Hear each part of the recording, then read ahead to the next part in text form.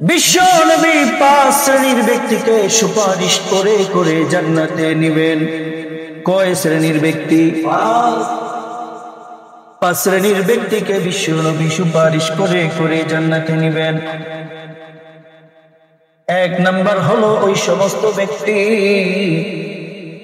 যারা জবানে লা ইলাহা ইল্লাল্লাহর স্বীকৃতি প্রদান করে, অন্তর দিয়ে লা ইলাহা ইল্লাল্লাহকে বিশ্বাস করে, অঙ্গ প্রত্যঙ্গ এবং সবগুলো দিক দিয়ে লা ইলাহা ইল্লাল্লাহর বাস্তবায়ন করে। বিশ্ব নবী বলেন ওই ব্যক্তিকে কিয়ামতের ময়দানে আমি সুপারিশ করব।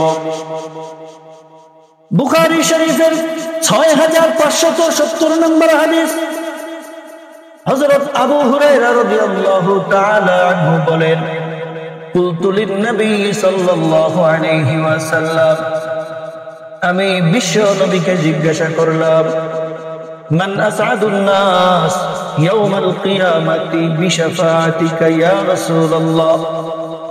ওগো আল্লাহর রাসূল, কিয়ামতের ময়দানে কোন ব্যক্তিগুলো আপনার সুপারিশ পেয়ে সফল কাম হবে?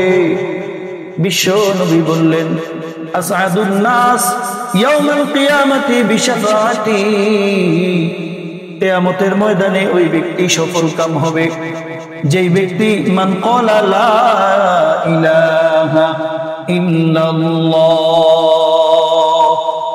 খালিসাম মিন কলবিহি ওয়া নাফসিহি, যেই ব্যক্তি বলবে, যেই ব্যক্তি অন্তর দিয়ে বলবে লা ইলাহা ইল্লাল্লাহ, ওই ব্যক্তি কিয়ামতের ময়দানে আমার সুপারিশ প্রাপ্ত হবে। দ্বিতীয় নম্বর, ওই সমস্ত ব্যক্তি যারা বিশ্ব নবীর উপরে বেশি পরিমাণে দরুদ পাঠ করে। বিশ্ব নবী বলেন, মান সাল্লা আলাইয়া সালাতান, যেই ব্যক্তি আমার উপরে দরুদ পাঠ করবে, ওয়াজাবাত আলাইহি শাফাআতি, ওই ব্যক্তির জন্য আমার উপরে ওয়াজিব হয়ে যায় তার জন্য সুপারিশ করা। তাহলে আমাদেরকে বেশি বেশি দরুদ পাঠ করতে হবে। তৃতীয় নম্বর, ওই সমস্ত ব্যক্তি যারা আজানের আহ্বান শুনে আজান শেষে পাঠ করে আল্লাহুম্মা রাব্বা হাযিহিদ দাওয়াতিত তাম্মা ওয়া সালাতিল কাইমা আতি মুহাম্মাদানিল ওয়াসিলাতা ওয়াল ফাদিলা ওয়া বা'আথহু মাকামান মাহমুদানিল্লাযী ওয়া'আদতা ইন্নাকা লা তুখলিফুল মিয়াদ। যেই ব্যক্তি প্রতি আজানের পরে এই দোয়াটা পাঠ করে, বিশ্ব নবী বলেন, হাল্লাত আলাইহি শাফাআতি, আমার শাফাআত তার জন্য ওয়াজিব হয়ে যায়। চতুর্থ নম্বর, ওই সমস্ত ব্যক্তি যারা মদিনার মধ্যে মৃত্যুবরণ করেন, বিশ্ব নবী বলেন, যেই সমস্ত ব্যক্তিরা আমার মদিনা মুনাওয়ারায় মৃত্যুবরণ করবে, ওয়াজাবাত আলাইহি শাফাআতি, আমার শাফাআত তার জন্য ওয়াজিব হয়ে যায়।